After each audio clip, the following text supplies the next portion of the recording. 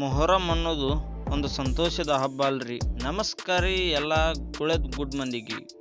ನಾನು ನಿಮಗೆ ಇವತ್ತ ನಮ್ಮ ಗುಳೇದ್ ಗುಡ್ ನಗರದಲ್ಲಿ ನಡೆಯೋ ಮೊಹರಂ ಅನ್ನು ತೋರಿಸ್ತೀನಿ ರೀ. ಅದಕ್ಕೆ ಮೊದಲ ಮೊಹರಮದ ಸಣ್ಣ ಇತಿಹಾಸ ತಿಳ್ಕೊಂಡು ಬರ್ರಿ.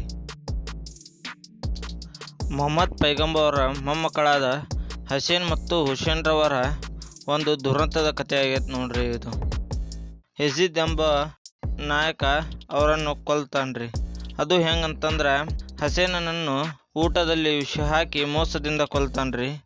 ಅಷ್ಟಲ್ರಿ, ಹುಸೇನನನ್ನು ತನ್ನ ದೇಶದಿಂದ ಗಡಿಪಾರಾದ ಹುಸೇನನು ತನ್ನ ಪರಿವಾರದೊಂದಿಗೆ ಕರ್ಬಲಾ ಎಂಬ ಸ್ಥಳಕ್ಕೆ ಬಂದು ವಿಶ್ರಾಂತಿಯನ್ನು ಪಡೆದು ನಮಾಜ್ ಮಾಡುತ್ತಿರುವ ವೇಳೆ ಯಜೀದನ ಸೈನಿಕರು ಅವನಿಗೆ ಆಕ್ರಮಣ ಮಾಡಿ ಅವನನ್ನು ಕೊಲ್ತಾರ್ರಿ. ಆ ಕೊಂದಿದ ದುಃಖದ ದಿನಕ್ಕಾಗಿ ಈ ಮೊಹರಮನ್ನು ಆಚರಣೆ ಮಾಡ್ತಾರ್ರಿ.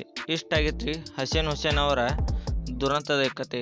ಮತ್ತು ಇನ್ನು ಈ ಮೊಹರಂ ನಮ್ಮ ಭಾರತ ದೇಶಕ್ಕೆ ಹೇಗೆ ಬಂದ ಅಂತಂದು ಕೇಳಿದ್ರೆ, ಈ ಹಬ್ಬವು ಭಾರತಕ್ಕೆ 14ನೇ ಶತಮಾನದಲ್ಲಿ ತೈಮೂರ್ ಲಂಗ್ ನಿಂದ ಪರಿಚಿತವಾಗೈತೆ ನೋಡ್ರಿ.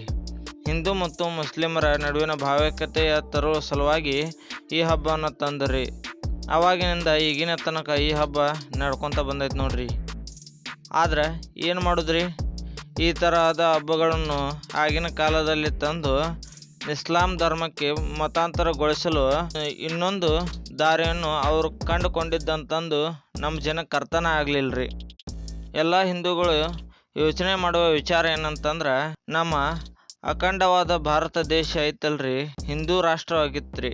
ಆಗ ಈ ಮುಸಲ್ಮಾನರ ದಾಳಿಯಿಂದ ನಮ್ಮ ಭಾರತ ದೇಶವು ವಿವಿಧ ಇಸ್ಲಾಂ ದೇಶಗಳಾಗಿ ವಿಭಜನೆ ಆದವು ರೀ. ನಮ್ಮ ಹಿಂದೂಗಳು ಈಗಲಾದರೂ ಒಟ್ಟಾಗದೇ ಇದ್ರಂದ್ರೆ ನಮ್ಮ ಹಿಂದೂಸ್ತಾನವಾಗಿರುವ ಈಗಿನ ನಮ್ಮ ಭಾರತ ದೇಶವು ಇಸ್ಲಾಂ ರಾಷ್ಟ್ರವಾಗೋದಲ್ಲಿ ಸಂಶಯ ಏನಿಲ್ಲ ನೋಡ್ರಿ. ಅದರ ಸಂಬಂಧ ಎಲ್ಲ ಹಿಂದೂಗಳು ಒಟ್ಟಾಗಬೇಕ್ರಿ. ಇನ್ನು ನಮ್ಮ ಊರಾಗ ನಡೆಯುವ ಮೊಹರಮದ ವಿಶೇಷ ಏನಂತಂದ್ರೆ, ಇಲ್ಲಿ ನಮ್ಮ ಈ ಮೊಹರಂ ಹಬ್ಬ ನೋಡಕ್ಕೆ ಮತ್ತು ಹೆಜ್ಜೆ ಆಡಕ್ಕಂತಂದು ನಮ್ಮ ಊರಿನ ಸುತ್ತಮುತ್ತಲಿನ ಹಳ್ಳಿಗಳಿಂದ ನಮ್ಮ ಊರಿನವರು ಎಲ್ಲರೂ ಸೇರಿ ಸಾಯಂಕಾಲ ಸೇರಿ ಹೆಜ್ಜೆಯನ್ನು ಆಡ್ತಾರೆ.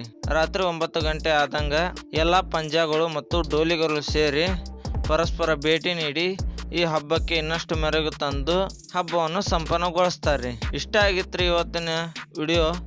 ಈ ವಿಡಿಯೋ ನಿಮಗೇನಾದರೂ ಇಷ್ಟ ಆತಂದ್ರೆ ಲೈಕ್ ಮಾಡಿರಿ, ಶೇರ್ ಮಾಡಿರಿ, ಹಾಗೆ ನನ್ನ ಯೂಟ್ಯೂಬ್ ಚಾನಲ್ನ ಸಬ್ಸ್ಕ್ರೈಬ್ ಮಾಡಿರಿ. ಜೈ ಹಿಂದ್ ರೀ.